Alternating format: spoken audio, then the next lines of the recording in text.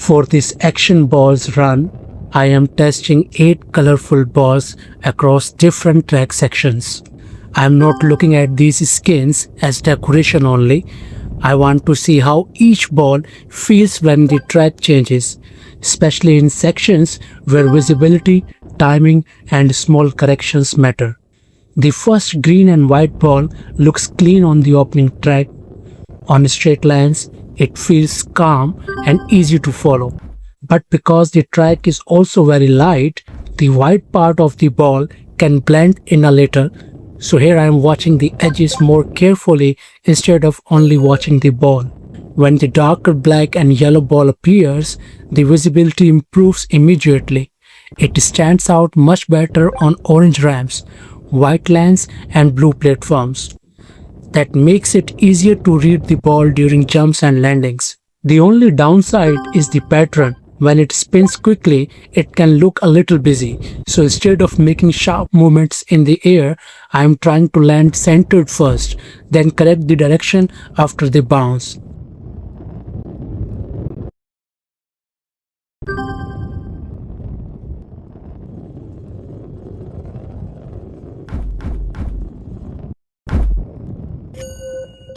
The lighter blue ball feels smoother visually, but it has a different problem. On white tracks, it is easy to see, but on blue bridges and blue ramps, it can start blending into the surface. In those moments, I have to rely more on the land borders and the shadow than the ball itself. This is where small steering inputs matter. If I overcorrect, the ball can carry too much momentum towards the edge. So I am using shorter movements and trying to keep the ball inside the middle line. At this point, the test becomes clearer. These 8 colorful balls do not just look different, each one changes how quickly I can read the movement, especially when the track becomes narrow or visually busy.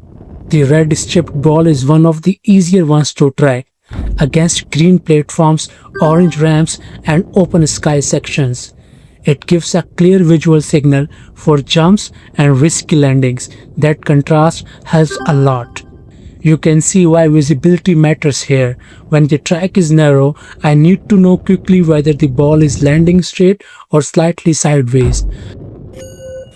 The yellow ball looks bright and fun, especially in the mountain style sections. It stands out well against some background, but near coins and yellow-green areas, it can become harder to separate from the environment. In tighter maze-like parts, this ball needs slower control. It works better on open ramps than on sections where I need to read the exact edge of the ball. Braking early is more useful than trying to save the run at the last second.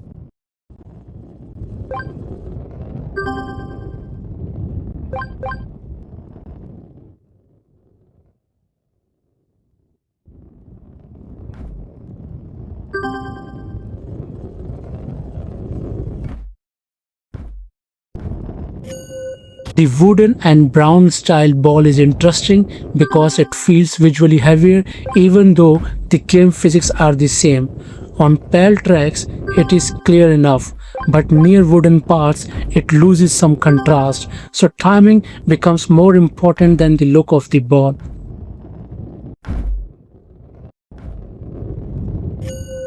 The purple and blue striped ball has good contrast in some places, but it can also become visually busy around coins, rails, and detailed backgrounds.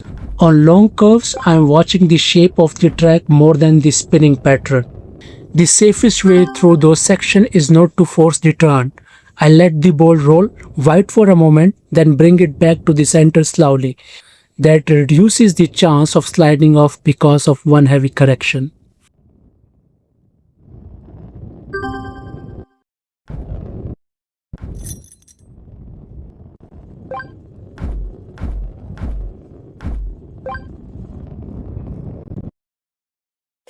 Near the final section, the stronger red ball helps again. It is very easy to track on orange ramps, raised edges, and tighter finished parts.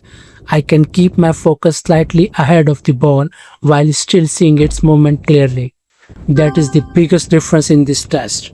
On easy straight paths, most of the 8 colorful balls can work, But once action balls add narrow bridges, curves, jumps, rails, obstacles, and quick landings, the best ball is not always the coolest looking one.